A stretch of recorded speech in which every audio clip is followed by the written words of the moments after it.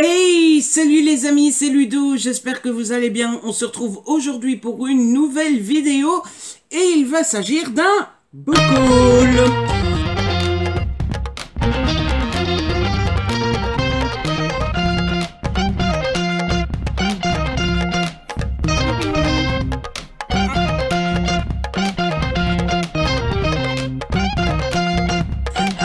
Autant vous prévenir tout de suite, oui, je me regarde un petit peu, j'ai la coiffure à la Claude François en ce moment, hein, voilà. Bon, bref, ne faites pas attention. Autant vous prévenir tout de suite, ça va être une vidéo qui va sans doute être assez longue, puisque, je sais pas, je dois avoir une trentaine de livres à vous présenter, une dizaine de BD. Rien que ça. En fait, pour la petite histoire, ça va être le book haul, comme vous l'avez vu dans le titre, de janvier et de février. J'ai tout rassemblé pour en faire une seule et même vidéo, tout simplement parce que je vous avais déjà tourné la vidéo book haul du mois de janvier, sauf que en faisant le montage, je me suis rendu compte que le son était tout pourri. Et ça n'allait pas du tout, et je me suis dit, bon, bah, on laisse tomber, du coup. Et, ça a eu comme conséquence que j'ai décidé de rassembler les deux mois dans une seule et même vidéo. Et ça fait que, ben, il y a une fameuse pile. Alors, voilà. Ceci étant dit, on va s'y mettre, on va commencer tout de suite, histoire que, bah, que ça dure pas trop longtemps non plus. Comme d'habitude, on va commencer par les services presse. Alors, en cette année 2023, j'ai la chance de pouvoir recevoir de temps à autre des services presse et des livres venant de chez Pocket Jeunesse. J'en suis très heureux. Vous savez peut-être que ça faisait des années que j'en rêvais. Et c'est chose faite. Et les deux premiers services presse que j'ai reçus, ce sont ceux-ci. Il s'agit des deux premiers tomes de la saga de Mortal Instruments, une saga qui existe depuis très longtemps. Moi, ça faisait depuis sa sortie en grand format que je voulais les lire, et en fait, la saga fête ses 10 ans, et à l'occasion de ces 10 ans, eh bien, Pocket Jeunesse a décidé de les ressortir, mais en format poche. J'ai donc reçu le premier tome, La Cité des Ténèbres, et le deuxième tome qui s'appelle La Cité des Cendres. C'est écrit par Cassandra Clare, et bah, comme vous le voyez, voilà, ce sont des éditions en poche, et comme vous le voyez, j'ai déjà lu le premier tome. Normalement, de mémoire, il est déjà chroniqué sur la chaîne, et j'ai commencé le second tome, mais en tout cas, j'étais très heureux de les recevoir et d'enfin pouvoir les découvrir. Ensuite, toujours de la part des éditions Pocket Jeunesse, j'ai reçu Inheritance Games, le tome 3 de Jennifer Lynn Barnes. J'étais très heureux de le recevoir. Vous le savez aussi sans doute normalement, j'avais adoré les deux premiers tomes de cette saga, et du coup ben j'avais demandé à Pocket si je pouvais recevoir le troisième. Pocket m'a dit oui, et donc je l'ai reçu, je l'ai déjà lu, j'ai beaucoup aimé. Là, pour le coup, je pense qu'il n'est pas encore chroniqué. Mais voilà, vous pouvez y aller les yeux fermés. C'est vraiment une saga que moi, personnellement, j'aime beaucoup. Ensuite, j'ai eu la chance de recevoir un petit auto-édité. J'ai reçu Le Monde de Keira, La Chute. C'est de Hervé Deveau. Là aussi, comme vous le voyez, je l'ai commencé, mais à peine. On va être dans un monde un peu... C'est un post-apo. Donc 21e siècle, le monde entier frémit en découvrant l'existence des espèces surnaturelles et assiste impuissant à l'effondrement de l'humanité. Keira a tout perdu au moment de l'apocalypse, mais la chance lui sourit quand elle trouve refuge dans la dimension démoniaque. La loi des démons est pourtant cruelle. Pour maintenir l'équilibre de toute chose, Keira doit régulièrement retourner sur Terre. Dans ce monde dévasté où Apophis règne en maître et où les créatures surnaturelles représentent un danger de mort, la jeune femme recherche désespérément celui qu'elle a aimé. Partagée entre haine et espoir, Keira trouvera-t-elle sa place parmi les démons, et si l'un d'entre eux incarnait son salut? Voilà. Bon, j'ai lu... Ah, il n'y a pas de numéro de page? si. J'ai lu 37 pages, c'est un petit peu tôt, mais en tout cas, le résumé donne super envie, je trouve, en tout cas, personnellement. Ensuite, j'ai reçu un seul... Je vais essayer de rassembler les maisons d'édition. Hein. Oui, j'en ai reçu un seul. J'ai reçu Le Chalet des Disparus de Ruthware. C'est aux éditions Fleuve, c'est dans la collection noire. J'aime beaucoup Ruthware depuis qu'elle a fait son livre La disparue de la cabine numéro 10.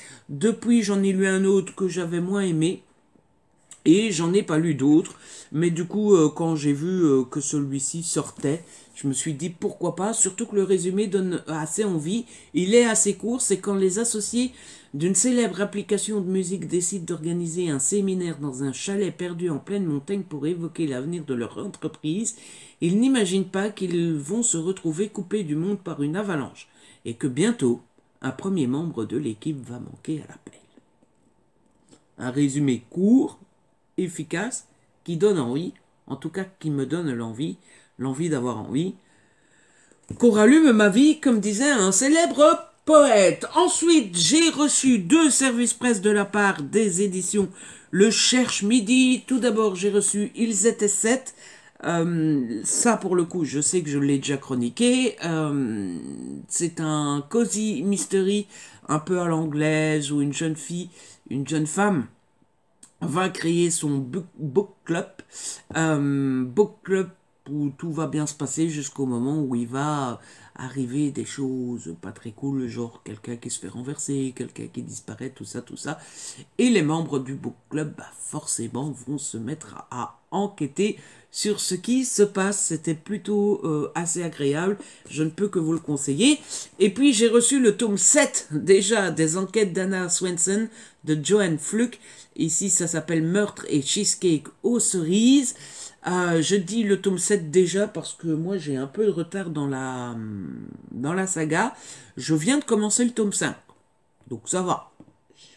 J'en ai pas 7 de retard, mais il serait bien que j'avance un petit peu et que j'en lise un ou deux. Surtout qu'il me semble que le tome 8 est prévu pour cet été, pour mai, juin, juillet, un truc comme ça. Donc ça serait bien que j'avance, hein, parce que sinon je vais me retrouver sans m'en rendre compte, sans rien avoir remarqué avec 15 tomes de retard. Et ça va pas le faire, hein, n'est-ce pas? Ensuite, Belfond m'a fait une belle surprise, enfin en tout cas a été très sympa avec moi puisqu'ils m'ont renvoyé Le Vertige de la peur de Linwood Barclay. Alors pourquoi je dis qu'ils ont été sympas? Pourquoi je dis qu'ils me l'ont renvoyé? Eh bien, comment vous expliquer? C'était un beau jour, une après-midi, somme toute assez classique. Je rangeais mes livres dans mon petit chariot, sauf que je venais de nettoyer. Et, brillante idée, j'avais mis, après avoir nettoyé, le seau que je n'avais pas vidé à côté de mon chariot de livres. Vous voyez arriver la suite? Ah, voilà. En rangeant mes livres, il y a une pile qui est tombée. La plupart sont tombés à côté du seau, mais le petit Vertige de la peur est tombé dans le seau. Voilà. Donc le livre était dans un état. Donc bon, j'ai demandé à Belfond, dites voir, est-ce que par hasard, par le plus grand des hasards, il vous en resterait pas un, s'il vous plaît. Et Madame Claire a tout de suite bien voulu me le renvoyer. Donc c'était super, trop méga trop cool et super trop gentil de sa part. Alors rien à voir. J'ai aussi reçu de la part des éditions L'Archipel Kamala Harris, mais il me semble que ça se dit Kamala. Il me semble que j'avais lu ça dans son autobiographie. Kamala Harris, L'héritière, c'est de Alexis Buisson avec une préface de Jean-Luc Hayes. C'est aux éditions Archipel, donc il est tout fin, hein, voilà. Donc c'est une biographie sur Kamala Harris, la vice-présidente des États-Unis. Pourquoi pas la future présidente? On lui souhaite, enfin, en tout cas, comme on peut souhaiter à tout le monde de réussir dans la vie. Bon, écoutez, pas grand chose à dire sur ce livre, je suppose que vous commencez à me connaître, que vous commencez à savoir que la politique américaine est une de mes passions et que donc il n'y a rien de super étonnant à ce que j'ai envie de lire ce livre. Bon, voilà, tout simplement. Tout simplement. Ensuite, j'ai reçu un part des éditions. J'ai reçu un livre de la part des éditions de Saxus. J'ai reçu le livre de La Nuit de Holly Blake. J'ai pris ce livre-là parce que ça fait un moment que j'entends parler de Holly Blake. Ouais, il me semble bien. Regardez comme il est tout joli. Ça fait un moment que j'entends parler de Holly Blake, il paraît qu'elle est bien, elle a fait une saga qui marche du tonnerre que je ne sais plus le titre, mais voilà, elle est ultra connue et du coup j'étais curieux de découvrir son style, de découvrir son histoire, de découvrir son livre, tout ça, tout ça, tout ça. Et donc, Cor de Saxus me l'a proposé, j'ai dit, bah oui, je veux bien, merci madame. Et ils me l'ont envoyé, donc c'est super méga trop gentil de leur part. J'ai très hâte de le lire. Normalement, je dois le lire avec les copines Kimi et Soli. Si vous passez par là, je vous attends. Et donc voilà, ça va être trop méga trop cool. Une découverte d'une nouvelle fantaisie, d'une nouvelle autrice, en LC avec 2 copines. Un moment qui s'annonce trop méga trop chouette. Ensuite, j'ai été assez désarçonné en recevant ce livre puisque j'ai reçu Shadow Avengers. Donc c'est Crisis Protocol, c'est un roman dans l'univers de Marvel, un roman de super-héros original, c'est de Carrie Harris, c'est aux éditions 404. Pourquoi j'ai été désarçonné en le recevant? C'est parce que quand je l'ai vu dans le programme, j'étais persuadé que c'était un comics. Donc je m'étais dit, oh, un comics Marvel, ça va être chouette, tout ça, tout ça. Et puis j'ai reçu la petite enveloppe et j'ai vu ça à l'intérieur et je me suis dit, ah, ok. Du coup, format roman, ça m'intéresse beaucoup moins. Je suis beaucoup moins hypé que si ça avait été un comics. Je ne sais pas, j'en ai jamais lu. C'est un a priori. Mais ça me hype pas des masses. Je suis pas super convaincu par le côté Avengers roman. On verra. Et enfin, niveau service presse, j'en ai reçu 2 de la part de Michel Lafon. Alors, il y en a un, je me suis rendu compte qu'il n'était pas dans mon bullet. Donc, je ne sais pas si j'ai oublié de le noter. Et en même temps, j'ai l'impression de vous l'avoir déjà montré sur la chaîne. Donc, je me demande si je l'ai perçu en décembre. Je ne sais plus, mais bon, du coup, je me suis dit, je vais vous le représenter ici. Il s'agit de Stealing Infinity. Ah, mais ça doit être dans les sorties du mois que je vous l'ai déjà présenté, c'est pour ça. Donc, il s'agit de Stealing Infinity d'Alison Noël aux éditions Michel Lafon. Pardon. Ça donne super envie. Alors moi, le nom d'Alison Noël m'a tout de suite attiré parce que j'avais lu une de ses sagas. C'était chez Mosaïque, si je me trompe pas, à l'époque. Mais je ne saurais plus vous dire le titre de la saga. Mais bon, ça avait rien à voir avec de la fantaisie. C'était sur une célébrité, enfin bref, c'était très bien, mais j'ai plus beaucoup de souvenirs. Donc c'est ce qui m'a attiré à la base. Bon, il faut bien avouer que la couverture est sublime et le résumé donne très envie aussi, puisque mais l'Académie Grey Wolf a des plans pour moi. Là-bas, on me dit que j'ai un don très rare et que l'on m'aidera à l'exploiter, à l'apprivoiser. Mon pouvoir, voyager dans le temps. Ma mission est récupérer ce que cherche le mystérieux directeur de l'Académie. Voilà. Je me suis dit, tiens, dites donc, ça donne envie. Donc je l'ai demandé, j'ai hâte de le lire. Et toujours de la part de Michel Lafon, j'ai reçu un polar. Il s'agit de Précipice de Céline Dangean. Un beau petit bébé quand même. Et celui-là, je l'ai typiquement demandé parce que Céline Dangean fait partie de ces noms du polar, du thriller, etc. Dont j'entends parler depuis très longtemps, que j'ai envie d'essayer depuis très longtemps. Et On n'a pas un budget infini, on n'a surtout pas du temps infini, et donc on ne trouve pas toujours le temps de découvrir tous ceux qu'on voudrait découvrir. Et donc dans le tas, il y a Céline Dangean, comme il y a Sonia Daljonc, comme il y a Jacques Sausset, comme il y a Nicolas Lebel, enfin bref, voilà, il y a plein de noms comme ça dans le polar et le thriller qui me donnent très envie et que j'ai envie d'essayer. Mais bon, on n'a pas toujours le temps. Mais là, comme j'en ai vu un dans le programme Michel Lafon, je me suis dit, bon, c'est peut-être le bon moment. C'est peut-être le moment de tester. On en a fini, je pense, avec les thrillers. Je pense bien. Non, pas avec les thrillers, avec les services presse. Je commence déjà à me perdre. Ça promet. On va continuer, je vais y arriver, avec les achats personnels. Oui, alors service presse, j'en ai reçu en BD, mais les BD arriveront après. Niveau achat personnel, bon, écoutez, j'ai été... j'ai acheté un petit peu, hein, à tel point que tout se casse la figure, mais ça va, ça va. Alors, en neuf, il y a ça. On a connu pire. Bon, début janvier, forcément, j'ai fait le mouton. J'ai voulu, comme tout le monde, acheter le suppléant du Prince Harry aux éditions Fayard.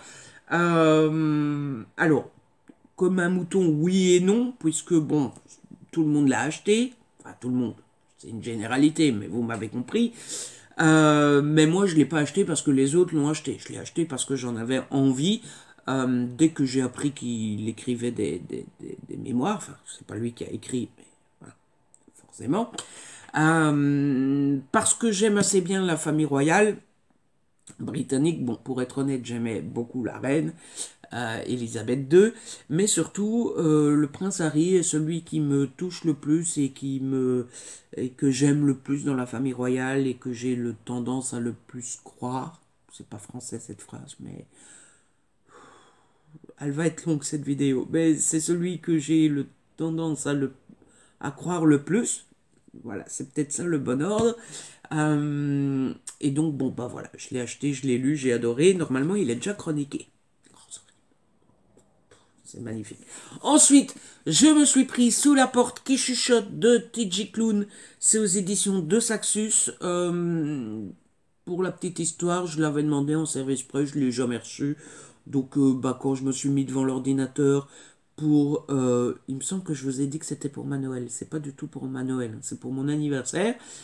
Quand je me suis mis devant l'ordinateur en mode, tiens, c'est le moment de te faire un petit peu plaisir, Ludo, pour fêter ton anniversaire. Qu'est-ce qui te ferait plaisir? Ah ben, j'ai choisi Sous la porte qui chuchote. Il y a une seule et unique raison, c'est que j'ai adoré la maison au milieu de la mer céruléenne. Un truc comme ça, j'arrive jamais à le dire. Et du coup, comme j'ai aimé ce livre-là, j'ai eu envie de lire le prochain. Et donc, il est là, il est dispo, il n'attend plus que moi. Ensuite, c'est du Hugo. Qui est-ce que ça étonnera encore? Plus grand monde, je pense. Tout d'abord, le tome 3. Le tome 3 et le tome 4 alors? Parce que j'ai le tome 4 à la maison. Je me suis trompé.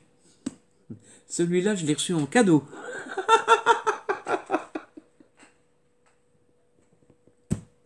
Je me suis trompé. Donc, le tome 3, je l'ai reçu en cadeau pour ma Noël.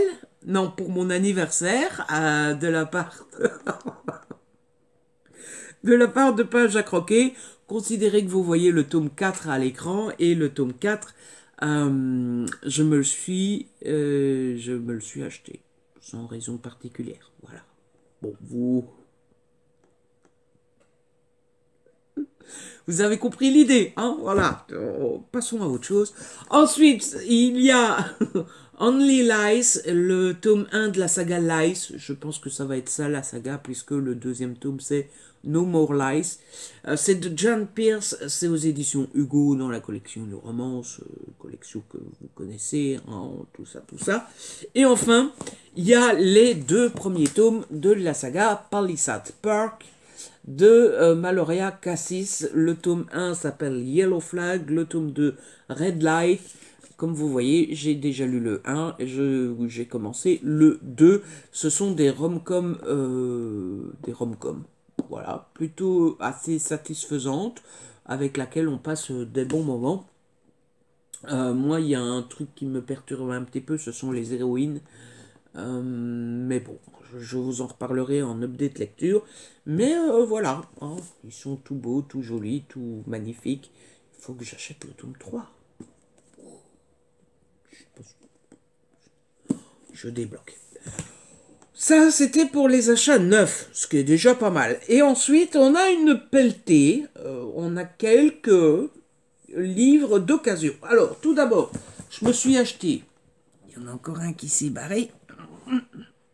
Je me suis acheté 3 romans sur Vinted chez la copine Solène, Soli, livrement addict. Voilà, Soli faisait du tri dans ses livres, j'ai vu les livres, je me suis dit, oh, ça fait un moment que je les veux, pourquoi ne pas craquer? Je ne sais absolument plus combien j'ai payé, mais j'ai vraiment pas payé grand chose, puisque Solène faisait des prix pas chers, et en plus, il me semble qu'elle m'a fait encore une petite réduction. Hein. Merci encore, Solène. Donc tout d'abord, j'ai pris Evenful de Sarah Holland, c'est aux éditions Bayard. La couverture est magnifique. Je ne sais absolument plus de quoi que ça cause. Mais je le voulais depuis sa sortie. Donc ben, je me le suis pris chez Soli. J'ai déjà du retard puisque je vois que le tome 2 paraissait au mois de février. Bon. Si jamais Soli a acheté le tome 2 et qu'elle le vend, j'achèterai le tome 2 chez elle. On va déjà commencer par voir si ce tome 1 me plaît, parce que forcément, bah, s'il ne me plaît pas, j'aurai aucune raison d'acheter le tome 2. Et ensuite, j'ai acheté les 2 premiers tomes de La Carte des Confins de Marie Repelin, c'est aux éditions PKJ, donc j'ai donc le tome 1 et le tome 2. Il me semble que le tome 3 sortait ici au mois de mars. Bon, j'ai clairement du retard. Je vais pas ni acheter ni demander le tome 3 sans avoir lu les 2 premiers tomes. Ça n'aurait aucun intérêt. Mais je pense que je vais me lancer dans le premier tome assez rapidement. Parce que il fait partie de ces... elle fait partie de ces sagas qui me donnent très envie depuis qu'elle est sortie. Et je vois que ça date déjà quand même de mai 2021. Donc ça fait un moment que ça me donne envie. N'est-ce pas? Ça, c'était mes achats sur Vinted. Et ensuite, pour ceux qui connaissent, ceux qui sont là depuis un bon moment, vous savez que je vais de temps à autre, pas trop souvent, sinon je dépenserai tous mes sous et je serai à la rue, mais je vais de temps en temps au Pêle-Mêle à Bruxelles, Pêle-Mêle étant un grand magasin d'occasion de livres. Pas seulement, hein, il y a livres, DVD, il y a les jeux vidéo, il y a des jeux de société, il y a d'autres choses, des figurines, enfin bref, voilà, ce genre de là. Et forcément, ben, quand j'y vais, c'est le petit craquage. Alors là, j'en ai acheté une dizaine, je pense. Je sais pas si ça se dit, mais j'en ai acheté 6, 7 dans ces eaux-là. Tout d'abord, je me suis acheté Instant Décisif de George W. Bush aux éditions Plomb. Alors, il n'est pas en super bon état et tout ça, tout ça. Je l'ai déjà lu. Je l'avais emprunté à la bibliothèque. Vous connaissez mon amour et ma passion pour la politique américaine. Et donc, ben, ça faisait longtemps que j'avais envie d'avoir les mémoires de George Bush dans ma bibliothèque, sauf que il est en grand format, il coûte 23 €, il n'est jamais sorti en format poche et je ne le trouvais jamais d'occasion à un prix raisonnable. Là, je l'ai eu à 3 €, il est un peu abîmé, mais bon, je me suis dit 3 € niveau qualité, niveau rapport qualité-prix, ça va encore, donc bon, bah, voilà, je l'ai dans ma bibliothèque, même si forcément je ne suis pas... disons que George Bush et moi, on n'est pas forcément d'accord sur beaucoup de choses. Mais bon. Ensuite, j'ai trouvé le premier tome d'une petite romance qui a l'air toute sympatoche. Ça s'appelle Maudit Cupidon, c'est de Lorraine Fahlreimen. Désolé si elle passe par là. C'est aux éditions Le Livre de Poche Jeunesse. Vous savez, c'est les éditions qu'on peut plier dans tous les sens comme ça. Bon, je l'ai trouvé clairement à 2 euros. Le résumé, je trouve, a l'air sympa. Ça dit, je vais plus avoir de place sur la, je vais plus avoir de, enfin bref. Ce n'est pas possible, je dois être en train de rêver. Les âmes sœurs n'existent pas, Cupidon encore moins. Il est censé être une légende. Un bébé mignon avec un arc et des flèches, pas un mec dangereux et séduisant. Du coup, je ne sais plus où j'en étais, je vais reprendre ici. Il est censé être une légende, un bébé mignon avec un arc et des flèches, pas un mec dangereux et séduisant. Qui pourrait croire que Cupidon est un bad boy? Et puis, même si tout ça était vrai, pourquoi m'a-t-il choisi moi? Ça m'a donné envie. Ensuite, celui-ci, je l'ai pris parce que, vous vous souvenez, je vous disais, il y a plein de noms dans le thriller, dans le polar, dans le policier, que j'ai envie d'essayer, tout ça, eh bien, Nico Takian en fait partie, et je suis tombée sur celui-ci, ça s'appelle Celle qui pleurait sous l'eau, c'est de Nico Takian, du coup, alors ici c'est une édition France Loisirs, ou Belgique Loisirs, qu'importe, mais je l'ai surtout pris parce que je l'ai eu à 2,50 €. Voilà, je me suis dit 2,50 € pour un thriller en grand format, ça ne se refuse pas, j'ai l'impression, j'ai tendance à dire. Donc, ben, je me le suis pris, je me suis dit, bon bah, c'est l'occasion ou jamais, un nouvel auteur que je vais pouvoir essayer, tenter et voir si j'aime bien. Et on verra bien, oui, je commence à manquer de place. On verra bien si j'aime bien. Ensuite, toujours niveau policier, thriller, tout ça, j'ai pris un long retour. C'est de Louise Penny, c'est aux éditions Actes Sud dans la collection Actes Noirs. Je l'ai pris parce que, vous vous souvenez peut-être, l'année passée, j'ai lu État de terreur qui était écrit par Louise Penny et Hillary Clinton. Et j'ai beaucoup aimé État de terreur et je me suis dit, ça veut peut-être dire que j'aime bien Louise Penny. Et donc quand je suis tombé sur ce livre-là, je me suis dit, oh bah, on va retenter du Louise Penny et on va voir si j'aime bien. Louise Penny toute seule, voilà, tout simplement. En plus, franchement, 2,50 € pour un Actes Sud en grand format, en parfait état. Il est vraiment, bon là il est un peu corné, mais à part ça, bon, voilà, je pense que ça ne se refuse pas. Donc je l'ai pris dans ma petite besace, et on verra bien si ça me plaît ou pas. Ensuite, j'ai pris, alors celui-là je l'ai pris clairement, typiquement et uniquement parce que la couverture m'a un petit peu beaucoup fait craquer, je l'ai trouvé sublime. En plus de mémoire, il ne coûtait pas 4,50 €, bon voilà, à la place de 13 €. Bon, ça s'appelle La malédiction des serpents de mer, c'est de Sigrid Renaud, c'est aux éditions Ozu. Ça serait mon premier Ozu, il me semble, j'en ai jamais lu, je pense. Bon, clairement, on voit que c'est du jeunesse, c'est écrit très gros. Mais voilà, c'est la couverture qui m'a fait craquer. Je pourrais pas vous parler de l'histoire, j'en sais rien. Je l'ai acheté à cause de la couverture. Oui, superficiel, tout ça, mais bon, que voulez-vous. Ensuite, je me suis acheté Meurtre au paradis de Anne Klein-Conner. C'est aux éditions Albin Michel. Celui-là, je l'avais repéré dès sa sortie. Alors, à mon avis, ça devait être janvier 2022. Ah non, c'est 2021 déjà. Bon, écoutez.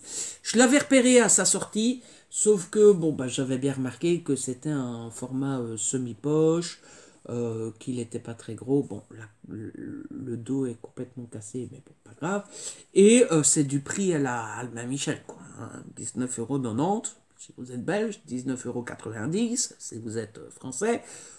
Pour un petit livre comme ça en format semi-poche, il ne faut pas pousser bobonne dans les orties, quoi. Là, je l'ai eu à 4 €, je me suis dit, c'est l'occasion ou jamais. Et enfin, alors celui-là, je ne le connaissais absolument pas et j'ai été étonné parce que je me suis dit, quand j'ai lu le résumé, je me suis dit, mais pour moi, quoi.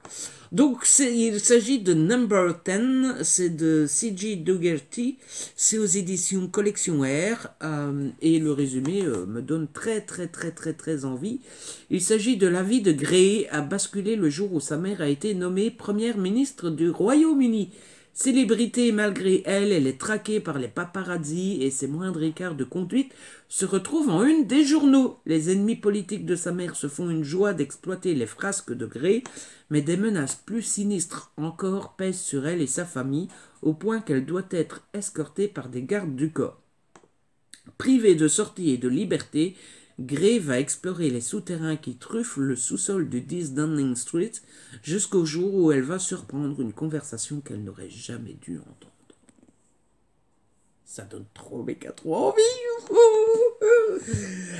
On en a fini avec les livres normaux. Alors j'ai reçu, comment est-ce qu'on appelle ça, un truc, un bidule, un bazar, de la part des éditions Gallimard Jeunesse.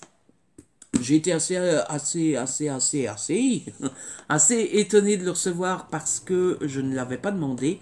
Je suppose qu'ils me l'ont envoyé parce que j'en avais fait un autre qui était construit ton système... C'était pas système solaire, ton système immunitaire non plus. Vous savez, toutes les planètes là. Voilà. La Lune, la Terre, Mars, tout ça.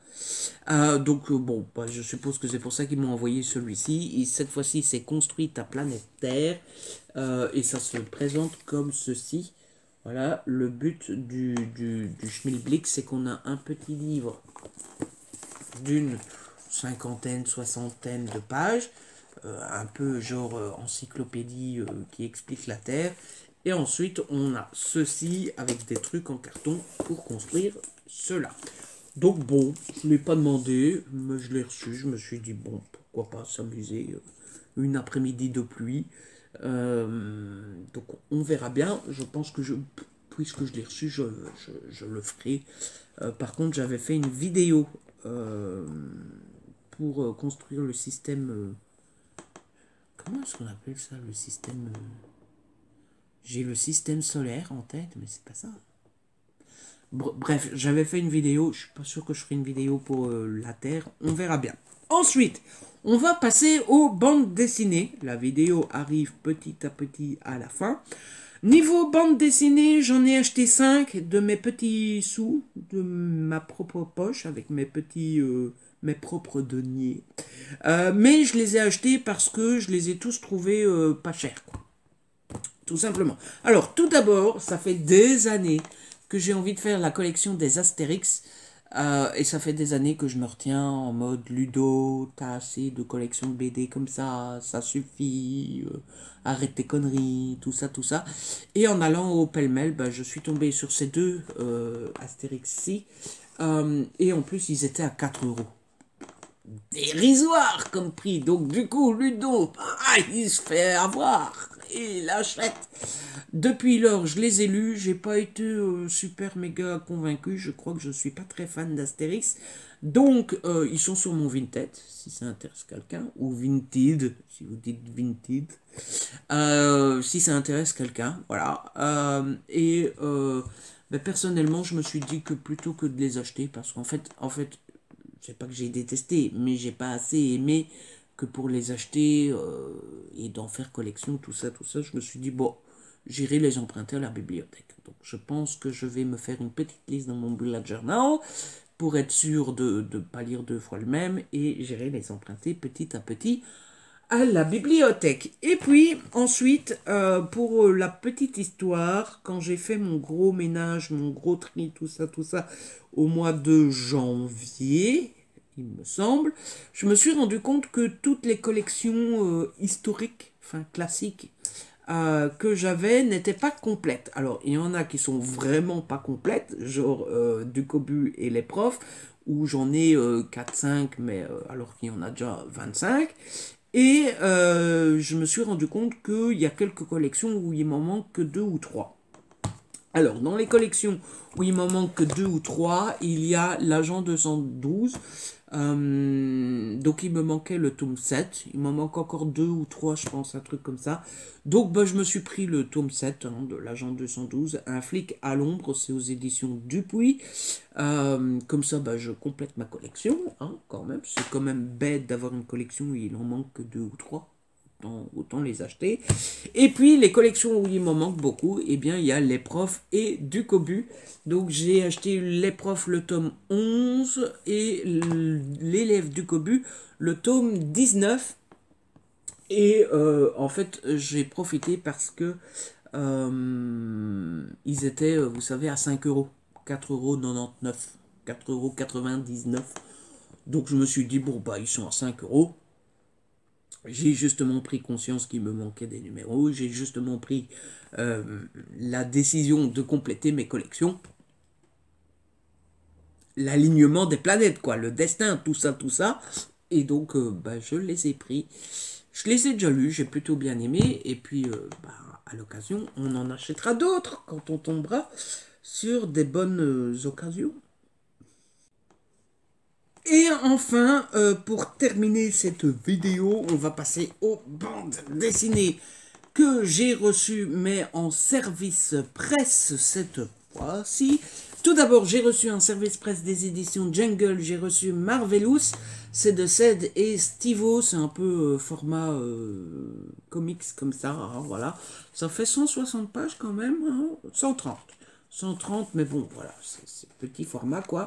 Je ne sais pas si vous connaissez le... Bah, je ne sais plus comment ça s'appelle, hein, et il ne va pas y avoir ici. Les éditions Jungle font déjà toute une série de BD détournées sur le monde de Disney. Il y a Star Wars, il y a Game of Thrones, ce genre de choses-là. Et en fait, ils prennent l'univers et ils le détournent pour en faire quelque chose de drôle, quelque chose d'absurde, quelque chose de gore, souvent aussi. Et c'est assez marrant, assez comique, assez caustique. Il faut aimer l'humour noir et l'humour un petit peu complètement décalé, mais c'est mon cas. Enfin, l'humour noir moins, mais j'aime bien tout ce qui est what the fuck, hein. En bon belge que je suis, hein, on dit quand même que la Belgique est le pays du surréalisme. Et je pense que c'est l'une des choses de mon pays que j'ai en moi. J'aime beaucoup tout ce qui est surréaliste, enfin, ça m'arrive très souvent de me dire, bah, il n'y a que dans mon pays que ça arrive, hein, ce genre de truc. Il n'y a qu'à voir notre système politique, hein, voilà. Donc, moi, j'aime beaucoup. J'ai passé un super bon moment, je l'ai déjà lu, il faut que je le chronique. Ensuite, j'ai reçu de la part des éditions Dragou 2 BD, me semble. J'ai reçu Equinox, le tome 1, Cheval de Lune, c'est de Wellenstein et Gate. De mémoire, c'est des jeunes femmes qui peuvent se transformer en chevaux grâce à la pleine lune, mais il va se passer un schmilblick qui aura plus jamais de pleine lune, et du coup, elles peuvent plus se transformer en cheval. Un truc comme ça. J'aime le surréalisme, hein, je viens de vous le dire. Et ensuite, j'ai reçu Succès damné. C'est de Arleston Gay Bois Commun. C'est sous-titré Jusqu'où iriez-vous pour être écrivain. Une grande BD, hein, quand vous regardez la taille du Schmilblick. Elle est vraiment très belle, elle a un aspect un peu granuleux comme ça, c'est vraiment très très beau. C'est une histoire complète, je ne sais plus du tout de quoi ça parle. On est à une demi-heure de vidéo, j'en ai marre, donc vous irez voir sur Google si ça vous intéresse. Si Dragou passe par là, ils vont se dire non mais t'as vu comment il présente nos livres ou quoi, on arrête de lui en envoyer, il est ouf celui-là.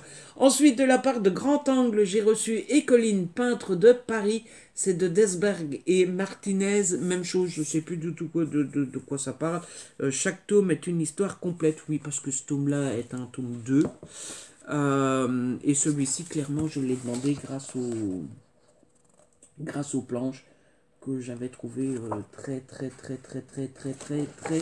très joli. Oui, parce que les éditions Dragou, Grand Angle, tout ça, a un point assez positif, c'est qu'avant de demander le SP, on peut regarder quelques pages.